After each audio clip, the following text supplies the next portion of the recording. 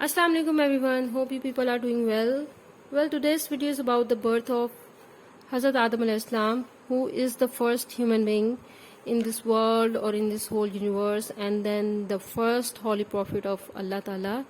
Being the first human being, he is the father of all humankind. So let's begin the video without wasting a time. But before moving on to the basic topic, the main topic of the video, I would appreciate if you subscribe to my channel and hit the bell icon for more interesting videos. So let's begin. बिस्मिल्लाहिर्रहमानिर्रहीम।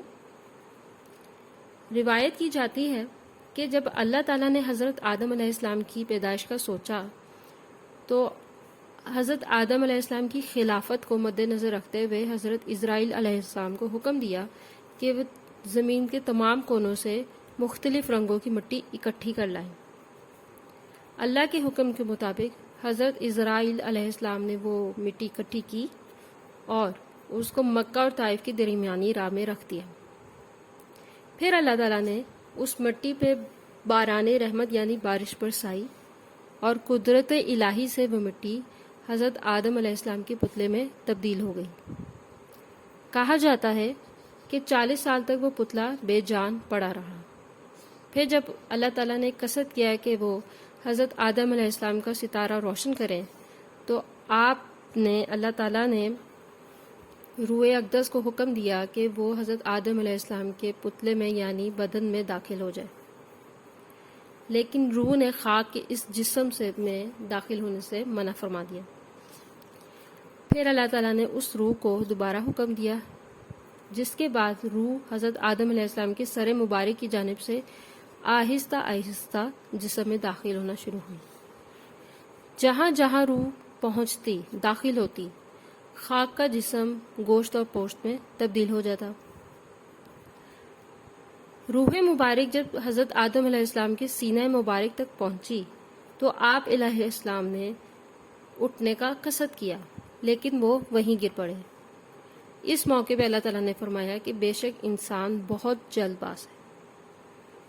इसी हालत में हज़रत आदम अलैहिस्सलाम ने छींक मारी तो इल्हाम इलाही से अल्हम्दुलिल्लाह का, जिस पर अल्लाह पाक ने या रहमुल्लाह कह के जवाब दिया। और इसी तरह हम लोग भी एक दूसरे की छींक पे जवाब देते हैं। हज़रत आदम अलैहिस्सलाम की रूह जब मुकम्मल तौर पर उनके जिस्म में दाखिल हो गई तो अल्लाह ताला ने हज़रत आदम अलैहिस्सलाम को बड़ी इज्जत और तकरीम के साथ तख्त पर बिठाया। कहा जाता है कि फरिश्ते समझते थे कि हज़रत आदम अलैहिस्सलाम अल्लाह ताला को फरिश्तों से ज़्यादा अहम नहीं है, क्योंकि एक रीज़न तो ये थी कि अल्लाह ताला ने हज़रत आदम अलैहिस्सलाम को खाक से पैदा किया है। दूसरी रीज़न ये थी कि अल्लाह ताला ने फरिश्तों को बहुत ज़्यादा इल्म अता किया था, लेकिन चूँकि अल्लाह ताला हर बात का जानने वाला और सुनने वाला है तो अल्लाह ताला ने फरिश्तों से उनकी इस बात के एवज़ एक इम्तिहान लिया। अल्लाह ताला ने फरिश्तों से कुछ चीज़ों के नाम पूछे जिनके बारे में उनको कोई इल्म नहीं था, और फरिश्ते बहुत शर्मिंदा हुए और इस बात का इतराफ़ किया कि बेशक अल्लाह ताला ही तमाम इल्म और दानाई अता करने वाला है। बहरहाल हज़रत आदम अलैहिस्सलाम को जब अल्लाह ताला ने ज़ाहिरी और बातिनी तमाम कमालात से नवाज दिया तो फरिश्तों को हुक्म दिया कि वो हज़रत आदम अलैहिस्सलाम को सजदा करें। अल्लाह के हुक्म की पासदारी करते हुए तमाम की तमाम फरिश्ते सजदे में गिर पड़े सिवाय इब्लीस मलून के। इब्लीस क्योंकि तकब्बुर का शिकार हुआ और उसने इनकार किया ये कह कर कि मैं नाऊज़ु बिल्लाह हज़रत आदम अलैहिस्सलाम से बेहतर हूँ, क्योंकि ये इंसान है, मिट्टी से बना है और मैं आग से बना हूँ। इस नाफरमानी पर अल्लाह ताला ने उसको यानी शैतान को अपनी रहमत से खारिज किया, उसको फरिश्तों की कैटेगरी से निकाला और उसे जन्नत से भी बेदखल किया। हज़रत आदम अलैहिस्सलाम जन्नत में रहने लगे। एक दिन हज़रत आदम अलैहिस्सलाम की तबीयत थोड़ी ख़राब हुई तो वो सो गए। उनको जब ख्वाब में थे, सो रहे थे, तो अल्लाह ताला ने उनकी पसली से हज़रत आदम अलैहिस्सलाम की पसली से हज़रत हव्वा अलैहिस्सलाम को पैदा फरमाया। जब हज़रत आदम अलैहिस्सलाम बेदार हुए تو اپنے سامنے کیا دیکھتے ہیں کہ ایک پاکیزہ اور خوبصورت عورت بیٹھی ہوئی ہے، خاتون بیٹھی ہوئی ہیں. تو حضرت آدم علیہ السلام نے ان سے پوچھا کہ آپ کون ہیں؟ حضرت حوا علیہ السلام نے فرمایا کہ میں آپ کے بدن کا حصہ ہوں اور اللہ تعالیٰ نے مجھے آپ کی پسلی سے پیدا فرمایا ہے. روایت کی جاتی ہے کہ حضرت حوا علیہ السلام کا حسن اتنا زیادہ تھا کہ اگر ہم اس کو پورے کائنات کے حسن میں ڈیوائڈ کریں تو 90% حسن اللہ تعالیٰ نے حضرت حوا علیہ السلام کو دیا تھا اور باقی 10% حسن اس پوری کائنات میں پھیلا دیا تھا. اینیویز، حضرت آدم علیہ السلام یہ سن کے بہت خوش ہوئے اور انہوں نے اللہ کا شکر بجا لیا.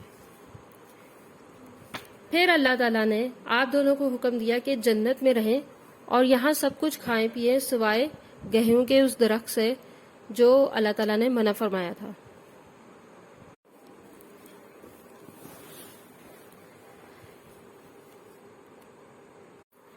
دوسری طرف ابلیس ملعون کو جنت سے نکالا گیا تھا تو وہ غصے اور حسد میں ادھر ادھر پھرتا تھا، تدبیر کرتا تھا کہ وہ کیسے حضرت آدم علیہ السلام اور حضرت حوا علیہ السلام کو جنت سے نکلوائے اور کیسے ان کو نقصان پہنچائے.